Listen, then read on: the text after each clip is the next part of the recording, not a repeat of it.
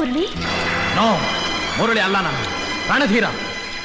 ನಿನಗೆ ನೀನು ರಣಧೀರನೇ, ಆದ್ರೆ ನನಗೆ ನೀನ್ ನನ್ನ ಮುರಳಿನೇ. ಇಲ್ಲ, ನಾನು ನಿನ್ನ ಮುರಳಿ ಅಲ್ಲ. ನೀನ್ ತಿಳ್ಕೊಂಡಿರೋ ಹಾಗೆ ನಾನು ಪೊಲೀಸ್ ಆಫೀಸರ್ ಅಲ್ಲ.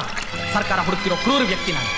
ಭಾಷಾ ವಿರುದ್ಧ ಸಾಕ್ಷಿ ಹೇಳ್ಕೊಡುದು ಅಂತ ನಿಮ್ ತಂದೆನ ಹೆದರಿಸಿ ನಿನ್ನಿಟ್ಕೊಂಡು ಬ್ಲಾಕ್ ಮೇಲ್ ಮಾಡ್ತಿರೋ ಕ್ರಿಮಿನಲ್ ನಾನು. ನಿನ್ನ ಪ್ರೇಮಿ ಹಾಗೆ ನಟಿಸ್ತಿರೋ ಶತ್ರು. ಅರ್ಥವಾಯ್ತಾ? ಅರ್ಥವಾಯ್ತು. ನಿನ್ನ ಹೃದಯದಲ್ಲಿದ್ದ ಎಲ್ಲ ಸತ್ಯಗಳು ಅರ್ಥವಾಯ್ತು. ಹಾಗೆ ನನ್ನ ಹಣೆ ಬರಹದಲ್ಲಿ ಏನ್ ಬರ್ದಿದೆ ಅನ್ನೋದು ಕೂಡ ಅರ್ಥವಾಯ್ತು. ಆದ್ರೆ ನನಗ್ ಒಂದೇ ಒಂದ್ ಮಾತ್ರ ಅರ್ಥ ಆಗ್ಲಿಲ್ಲ. ಏನದು? ನೀನ್ ನನ್ನ ಪ್ರೀತಿಸಿದ್ದು ಬರೀ ನಟನೆನಾ? ಹೌದು, ಇದೆಲ್ಲ ಬರೀ ನಟನೆ. ನಿನ್ನ ನಂಬಿಸೋದಕ್ಕೆ ನಾನು ಆಡಿದ ನಾಟಕ ಇದು. ಇದು ನೀನ್ ಆಡಿದ ನಾಟಕ ಅಲ್ಲ, ನಮ್ಮಿಬ್ರನ್ನು ಸೇರ್ಸೋದಕ್ಕೆ ಆ ದೇವ್ರ ಆಡಿದ ನಾಟಕ.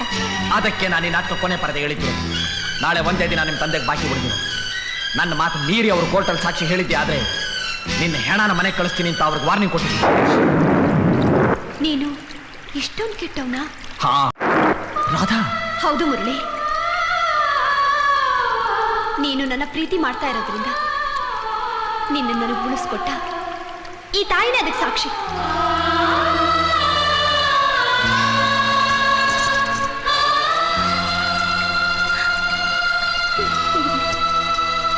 ರಾಧಾ, ಮುರಳಿ, ಪ್ರೀತಿ ಅನ್ನೋದು ಒಂದು ಪರೀಕ್ಷೆ ಮುರಳಿ. ಈ ಪರೀಕ್ಷೆಗೆ ಹೆದರೋರು ಪ್ರೀತಿ ಮಾಡಬಾರ್ದು. ಲೋಕದ ದೃಷ್ಟಿಲಿ ನೀನು ಅಪರಾಧಿ, ಆದ್ರೆ ನನಗೆ ನೀನು ದೇವ್ರು ಮುರಳಿ, ದೇವ್ರು. ಈ ದೇವ್ರ ನಿಜವಾದ ರೂಪನ ನಾನು ಈ ಪ್ರಪಂಚಕ್ಕೆ ತೋರಿಸ್ಬೇಕು. ಅದಕ್ಕೆ ನೀನು ಕಾನೂನಿಗೆ ಸರೆಂಡರ್ ಆಗ್ಬೇಕು.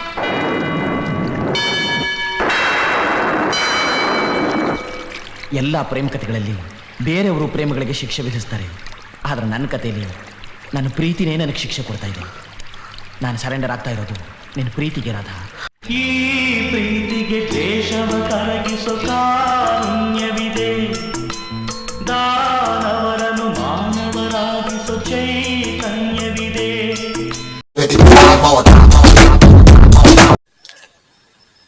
ಏನಾದರೂ ತಪ್ಪಾಗಿದ್ದರೆ ಕಮೆಂಟ್ ಮಾಡಿ. ನಿಮ್ಮೆಲ್ಲ ಕಮೆಂಟ್ಗೂ ರೆಸ್ಪಾಂಡ್ ಮಾಡುತ್ತೇನೆ.